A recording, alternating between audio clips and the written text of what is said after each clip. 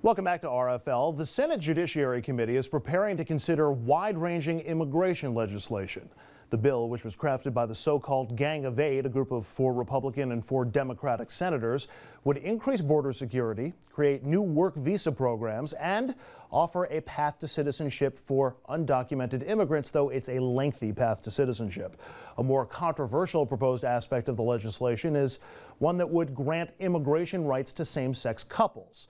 For heterosexual couples, a foreign-born spouse automatically qualifies for a green card and many of the other benefits of citizenship, but that is not the case for gay and lesbian couples.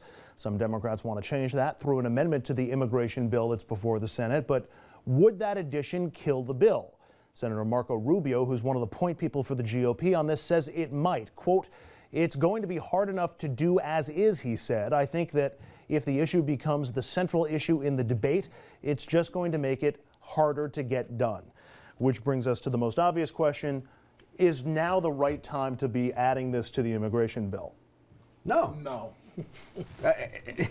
We all agree on this one? No, I mean, it's not, but for legal reasons. I mean, obviously it should be part of the law eventually, but the Supreme Court is about to weigh in on DOMA, and that's going to trump everything. That's the point. So the goal right now should be to pass something. And Yeah. the more they add to it, the more they start peeling away the potential supporters of it that may feel differently on any issue, no matter what it is. If they don't agree, if they like the immigration plan and you add something else to it, you lose a vote. And you lose 1 vote at a time or 3 votes at a time. That's what kills this. Yeah, and the bad part about this is that Marco Rubio is getting slammed from the right about trying to pass this bill, and this gives him an out. If Leahy gets his amendment in, now he can say, oh, it's poisoned, and back off, and all of a sudden he's not Schumer's boy anymore. He's what strikes the guy me that here stopped the bill. actually is 2016. What Leahy is actually doing is trying to get to a point where it won't pass because he does not want Marco Rubio to have credit for leading the charge on this. This goes back to presidential politics 3 years from now. I would think you're right if it didn't work out for Rubio. I mean, he's already getting hit, like I said, from the right, and so he might actually want this opportunity to drop the bill, unfortunately. It's not just 2016, it's also 2014 in the midterm elections. And are there Democrats, do you think, that don't want immigration reform to pass because they lose the political issue?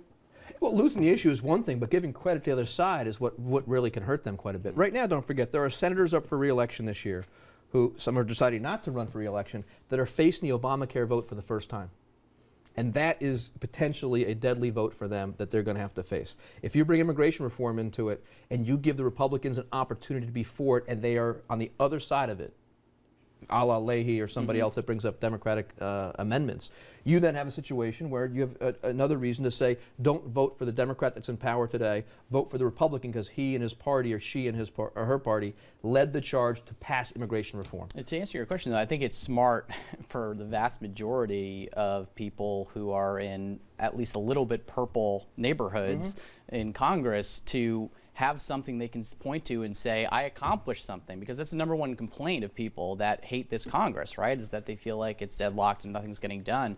To point to a bipartisan bill, which is what this is, and be able to say, look, we got something done and we're moving forward, I should get some credit for that, is actually a good thing for the vast majority of people running for election. But, and I'll ask the flip side of that question now, do Republicans, if it passes, do Republicans really benefit from that vote? I mean, yes, they can say, I voted for this and it passed and everybody wanted immigration reform, but I can't imagine that the memories of those people or those groups affected by an immigration bill are so short that they wouldn't recall that one party was, let's say, less enthusiastic about immigration reform for a long time. It depends what the bill is. When you say less enthusiastic, it was the devil's in the details.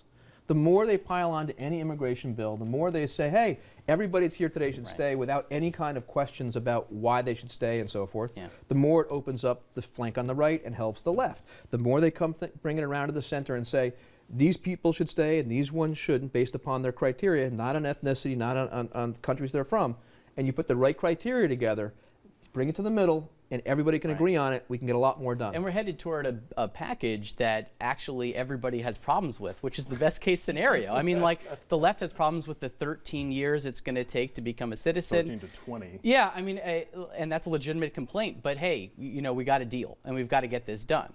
One more aspect to this I want to get into. The conservative think tank, the Heritage Foundation, is out with a new report predicting that it's going to cost $6.3 trillion to legalize the approximately 11 million undocumented immigrants in the U.S. The report acknowledges that giving illegal immigrant status will reduce the deficit in the first 13 years because the proposal blocks their access to entitlements like Social Security and Medicare. This report has been widely criticized, especially by immigration advocates who say that the think tank has overestimated the costs. Jeff Flake, a Republican member of the Gang of Eight, tweeted out, "Here we go again. New Heritage study claims huge cost for immigration reform, ignores economic benefits, no dynamic scoring." Interesting from Jeff Flake. Even Grover Norquist preemptively panned the report, saying their work, quote, "does not speak for the conservative movement." Dollars and cents on these kinds of issues are always moving targets. Yeah. You left one of the biggest points out. Who's the chairman now, president of Heritage? That's Senator Jim DeMint, former senator. He knows how it works on the Hill. That's right. He knows what's got to be done. There's a term called dynamic scoring that the Republicans and Democrats have fought over for years on the budget. Any budget issue that comes up, they basically, Congress budgets it and says, dollars in, Right. dollars out, and so forth. Nobody gives credit for the benefit to the economy based upon certain tax cuts, historically.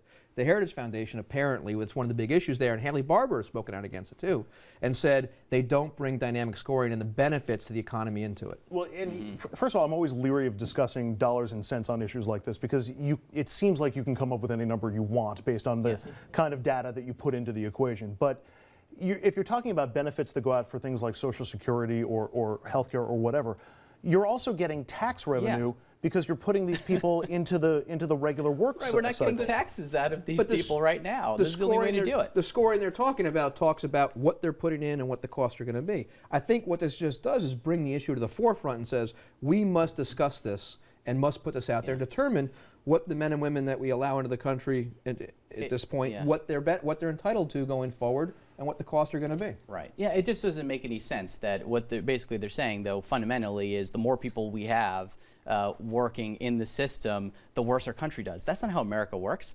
Americans work hard. They come from all over the world, and they come here to do well. It's better to have this positive growth cycle where we're injecting more ideas, more people into the economy. They're producing, they're creating new tax revenue than not.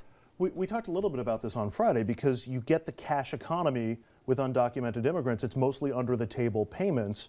That's not taxed. You're not putting aside Social Security. How is it a negative for the? Well, I think what you're talking about is when they actually start paying to the system. You collect Social Security from them. At the back end, you're paying them. So where does that balance when the Social Security system, you're putting in less money, you're taking out. So everybody that joins the system costs you money. At the end of the day, you have to have more workers working. Yeah, and that's a problem with the system as it is for everybody. That's correct. Would you get more workers working? Wouldn't I mean? Right, but more workers working. Once they go to collect, you need more than one person to pay for you for your benefits. That's what the problem with Social Security is right now. And so therefore, the more people, it's like a business. Amazon, when it started, used to lose money on every book it sold, but they wanted to grow their market. They had business, they could do it. The government doesn't work the same way. Give me the odds that we get an immigration deal out of Congress that the president can sign, let's say by the end of the year. You have a coin in your pocket? I don't, as a matter of fact. You're saying it's 50-50. I'd say 50-50. Dom? 50-50, but if you add the gay rights issue to this, zero. Zero. Evan? Yeah. No, I think it's more likely than not. But as we saw with the gun bill, when the forces certain forces start ripping it apart and saying, oh, we can do this little part and that little part, it's just a way of slowing it down. So beware those forces from the right. To my mind, you've got both parties who say they want this, the president wants this, the American public says they want it. Yeah. There's no chance. There's no chance. You had a Republican president wanted it before and a Republican Senate, and they still couldn't get it done. Yeah. Gotta love Washington in moments like this. Up next, some folks are outraged at the suggestion that one of the alleged Boston bombers might be buried in the United States. What should be done in the case, and does it even matter? We're gonna get into that with our panel after a break.